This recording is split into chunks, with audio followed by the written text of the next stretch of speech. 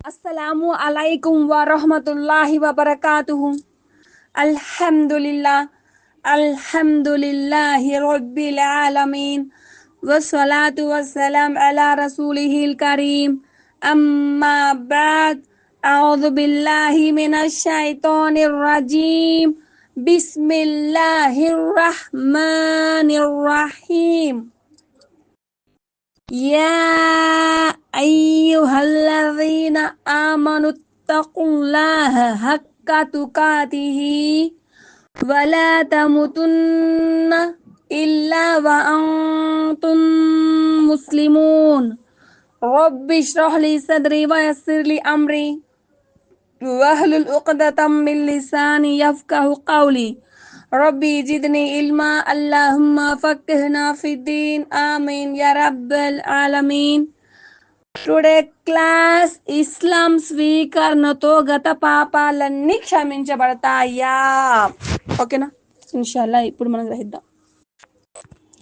హజరత్ అమ్రు బినుల్ ఆస్ రదియల్లాహు అన్హు ఉల్లేఖనం అన్నమాట ఇది. ఇస్లాం స్వీకరించాలన్న తలంపును దైవం నా మనసులో కలిగించినప్పుడు, అంటే ఆయన చెప్తున్నారు, ఆయన యొక్క అనుభవాన్ని ఆయన చెప్తున్నారు. కలిగించినప్పుడు నేను దైవ ప్రవక్త సన్నిధిలో హాజరై ఇలా విన్నవించుకున్నాను, మీ చేయి చాపండి, నేను మీ చేతి మీదుగా ప్రమాణం చేస్తాను. అప్పుడు ఆయన తన కుడి చేతిని ముందుకు చాపగానే నేను నా చేతిని వెనక్కి లాక్కున్నాను. అప్పుడు అమ్రు, ఏమైంది నీకు అన్నారు. ఆయన అంటే మన ప్రవక్త గారు అని అర్థం. అంటే నువ్వు చేతిని వెనక్కి ఎందుకు లాక్కున్నావు అని అడిగారు ప్రవక్త గారు. నేను ఒక షరతు పెట్టాలనుకుంటున్నాను అని అన్నారు అమ్రు గారు. ఏం షరతు పెట్టాలనుకుంటున్నావు అని ప్రశ్నించారు ప్రవక్త గారు.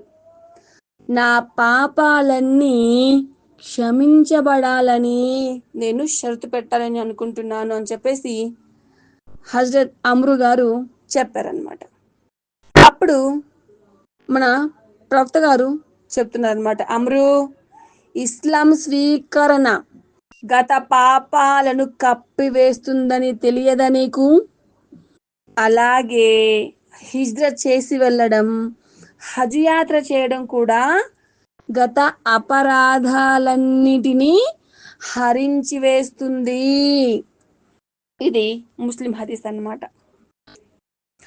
దైవ ప్రవక్త సల్లల్లాహు అలైహి వసల్లం పాప క్షమాపణ విషయంలో ఇస్లామే కాకుండా హిజ్రత్, హజ్ల గుణ ప్రభావాన్ని ఈ సందర్భంలో ప్రస్తావించడానికి కారణం ఏమిటంటే, ఇస్లాంలోని కొన్ని కార్యాల్లోనే పాపాలను ప్రక్షాళనం చేసే ప్రత్యేకత ఉన్నప్పుడు ఇక ఇస్లాంను గురించి చెప్పేదేముందని దాని ప్రాముఖ్యత అన్నమాట స్పష్టం చేశారు.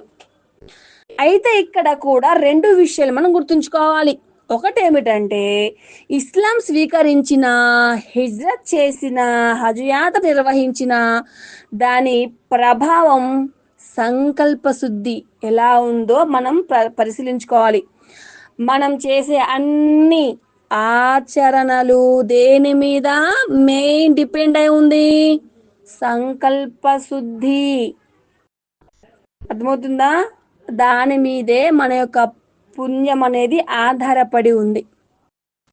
ఇక్కడ దివ్య ఖురాన్ కూడా వాగ్దానం చేసింది, ఎవరైతే దైవ తిరస్కారం, బహుదైవారాధనల జీవితాన్ని విసర్జించి అంటే వదిలివేసి ఇస్లాం స్వీకరించిన వారి గత పాపాల క్షమాపణ విషయమై పవిత్ర ఖురాన్ గ్రంథం కూడా వాగ్దానం చేసింది. అయితే ఇక్కడ మరో హదీసు చెప్తున్నారు, గ్రహిద్దాం. దైవ ప్రవక్త ముహమ్మద్ సల్లల్లాహు అలైహి వసల్లం సెలవిస్తుండగా విన్నానని హజరత్ అబూ సయీద్ ఖుద్రీ రదియల్లాహు అన్హు ఇలా చెబుతున్నారు. ఆయన అంటే ఎవరు? సల్లల్లాహు అలైహి వసల్లం ఇలా సెలవిచ్చారు, ఒక దాసుడు ఇస్లాం స్వీకరిస్తే అతని ఇస్లాం చక్కటి ఇస్లాం అవుతుంది. అతని వల్ల జరిగిన పూర్వ పాపాలన్నిటినీ ఇస్లాం శుభాల వల్ల దైవం వాటన్నిటిని క్షమించి వేస్తాడు.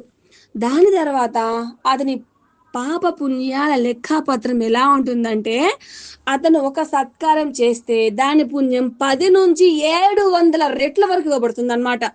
ఒక దుష్కారం చేసినట్లయితే ఆ ఒక్క దాని శిక్షకే అతను అర్హుడవుతాడు. అంతేకాదు దైవం దాన్ని కూడా మన్నించవచ్చు, పూర్తిగా క్షమించవచ్చు ఇతను పశ్చాత్తాపం చెందితే. అంటే ఇప్పుడు మనం చదివిన యొక్క హదీస్ వల్ల మనం తెలిసింది ఏంటంటే, అల్లాహ్ ధర్మాన్ని తన ధర్మంగా చేసుకొని ముస్లిం అయిపోతే పూర్వ పాపాలన్నీ క్షమించబడతాయి.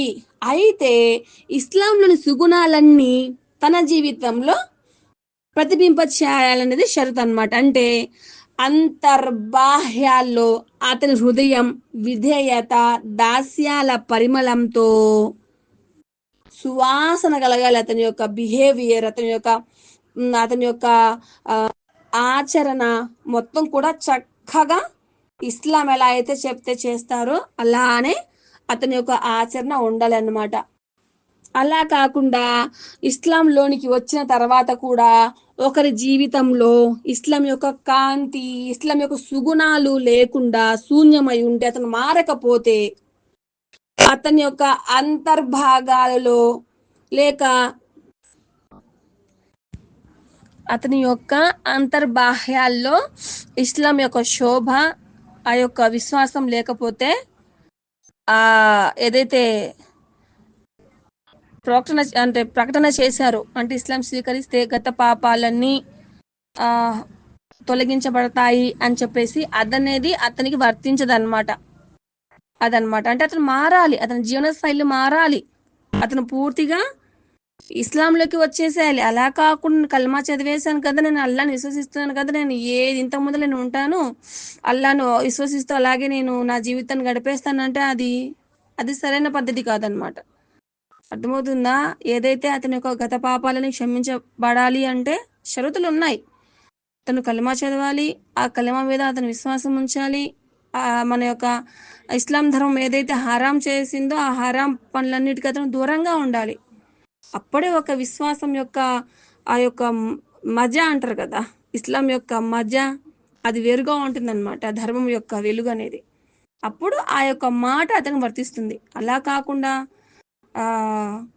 ఏదైతే ఇది నేను చేస్తూ పోతూనే ఉంటాను, నేను అల్లాని నమ్మేశాను కదా చాలు కదా అని చెప్తే అది కరెక్ట్ అయిన పద్ధతి కాదనమాట.